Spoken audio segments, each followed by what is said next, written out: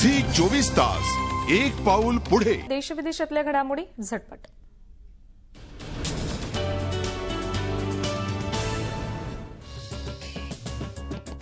भारताच्या अग्नि क्षेपणास्त्राची यशस्वी चाचणी होऊन काही तास उलटत नाही तो चीनी मीडियाला पोटदुखी सुरू झाली।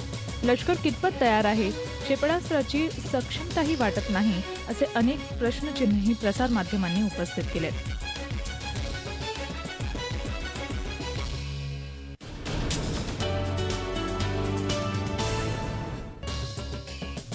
भारतानं केलेल्या अग्नि 5 या क्षेपणास्त्र चाचणीकडे चीन पाठोपाठ आता पाकिस्तानही चुकीच्या नजरेनं पाहतंय।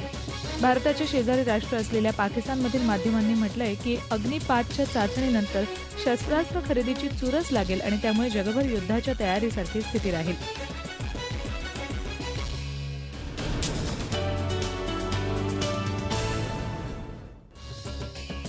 देशभरात दुधाच्या काळ्या धंद्याचा पर्दाफाश करण्याची जोरदार तयारी सुरू आहे। दूध भेसळ आणि दुधाचा काळा बाजार करणाऱ्यांविरोधात हजारो दूध उत्पादकांनी दिल्लीतल्या जंतर मंतरवर धरणे आंदोलन सुरू केलंय।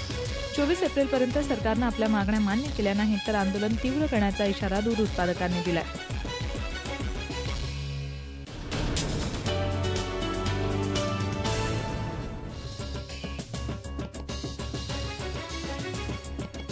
दूध उत्पादकांच्या आंदोलनाला देशभरातून पाठिंबा मिळतो। अनेक संघटना तसंच टीम अण्णांनी सुद्धा दूध उत्पादकांच्या लढ्याला पाठिंबा दर्शवलाय। देशभरातून हजारो शेतकरी जंतर मंतरवर दाखल झाले। आता सरकार या आंदोलनावर कोणती भूमिका घेतं हे पाहणं महत्त्वाचं ठरणार आहे। सीबीएसई 7वी 8वीच्या पुस्तकात समाविष्ट करण्यात आला होता, पण हा धडा अभ्यासक्रमातून अचानक वगळण्यात आलाय। शाळांना तोंडी आदेश देऊन मुलांकडून पुस्तकं मागवून त्यातील अण्णांचा धडा फाडून टाकण्यात आलाय।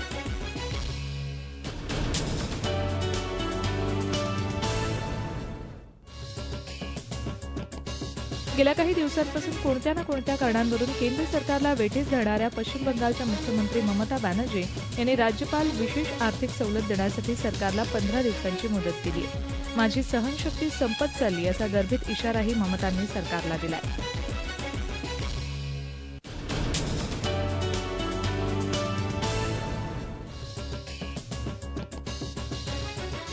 काँग्रेस प्रवक्ता आणि राज्यसभेतील खासदार अभिषेक मनु सिंघवी यांनी कथित सेक्स सीडीबाबत प्रथमच जाहीर वक्तव्य केलं असून सायबर गुन्ह्यातली ही सेक्स सीडी पसरवण्याचं काम केलंय।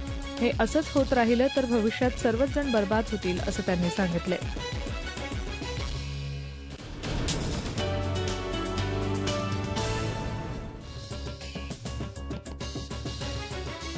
गुजरातचे मुख्यमंत्री नरेंद्र मोदी यांनी टाइम मॅगझिनच्या जगातील 100 प्रभावशाली व्यक्तींच्या यादीत स्थान मिळाल्याबद्दल पश्चिम बंगालच्या मुख्यमंत्री ममता बॅनर्जी यांचं अभिनंदन केलं।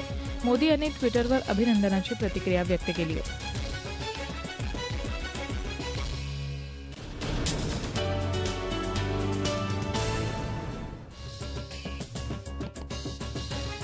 छत्तीसगडमधल्या सुकमा जिल्ह्याचे जिल्हाधिकारी अलेक्स पॉल मेनन यांचं अपहरण करून नक्षलवाद्यांनी सुरक्षा दलांना आव्हान दिले। नक्षलग्रस्त दंतेवाडा जिल्ह्याचं विभाजन करून छत्तीसगड सरकारनं नुकताच सुकमा हा नवा जिल्हा निर्माण केलाय। मेनन हे जिल्ह्याचे पहिलेच जिल्हाधिकारी आहेत।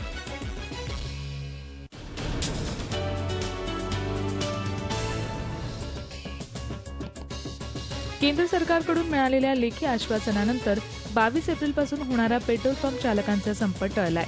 पेट्रोलियम मंत्री जयपाल रेड्डी यांनी federation of all India petroleum traders यांना त्यांच्या मागण्या मान्य करण्याचं लेखी आश्वासन दिलंय।